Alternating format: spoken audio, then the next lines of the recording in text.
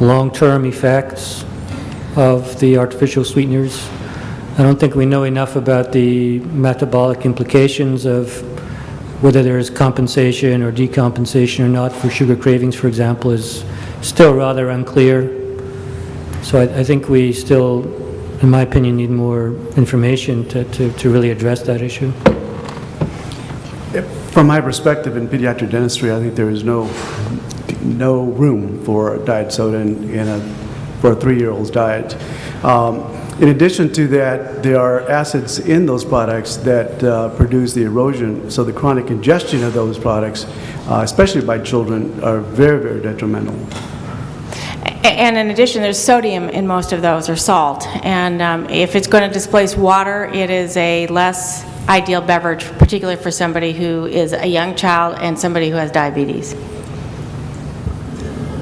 In addition, some of the vitamin waters that have become so popular also are very detrimental to oral health with very low pH from that acid, and may end up being just as big an epidemic for dental caries concerns because of how quickly they've come on the market and how prevalent their use is among adolescents. Mm-hmm. So clearly the plain water without all of the sugar or other additives is definitely the thing we want to advocate.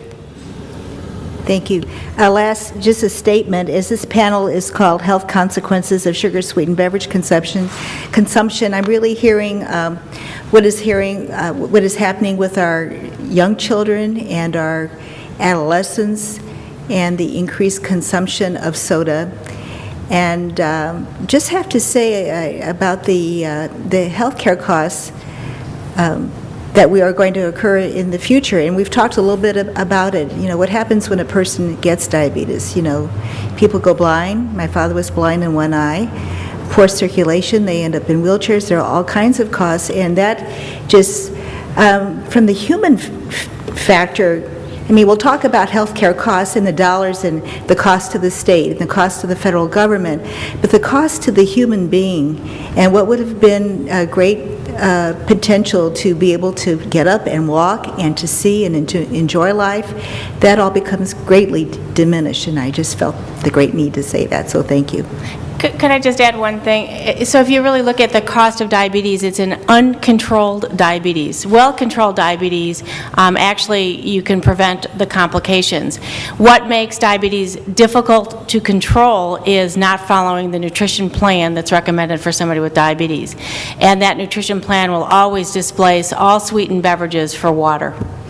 And I would imagine, as a yaya, and a senator, that for a child to see another child with a can of soda, and the one who's not drinking it is looking at it, and I mean, we know a great deal about peer pressure, and it's just another factor that we're going to have to deal with in the whole issue. Well, thank you. Senator Flores? No questions for this panel. I do have a couple questions for the dentists on the panel, and we've heard a lot about not just the link between sugar beverage consumption and obesity, but the link between obesity and other diseases, whether it's hypertension, diabetes, etc. But you bring about some pretty powerful images on tooth decay, whether it's for adults versus teenagers versus younger children. Is there specific types of tooth decay or other dental disease that is now skyrocketing parallel to the graphs we've seen on not just the sugar beverage consumption, but diagnosis of diabetes at younger and younger ages, those sorts of things? The condition early childhood caries, which identifies dental decay on 2 or more teeth in what we call the primary dentition, children that are under 6 years of age. This is the group that is of most concern because we have seen an increase in decay. For some years, we had seen a decrease in the amount of dental decay in the U.S. population, but this trend is reversing. So we have more caries in the younger group now than we are seeing in the adolescents and even the teenagers. So it's very prevalent, and one of the issues is the sugar consumption in the children's diet, and part of their diet is we see, especially among Latinos, we see that there's a lot of consumption of soda in their families. And other than tooth extraction, what are the options either for treatment or what are the sort of longer-term consequences can we anticipate more of down the road? Well, certainly, anytime a cavity is filled, it then puts it at greater risk for future cavities to be refilled, which are always going to be larger and more at risk and more expensive than the earlier ones. So it becomes a cycle of perhaps even catching an early cavity that then is going to be filled several times during adolescence and young adulthood and several more times in adulthood, maybe need root canal, maybe be extracted, replacements, and so it does clearly show us that the true prevention is the way to go. Also, back to your first question, fortunately, there has been a lot of good prevention of decay in the past 20, 30, 40 years.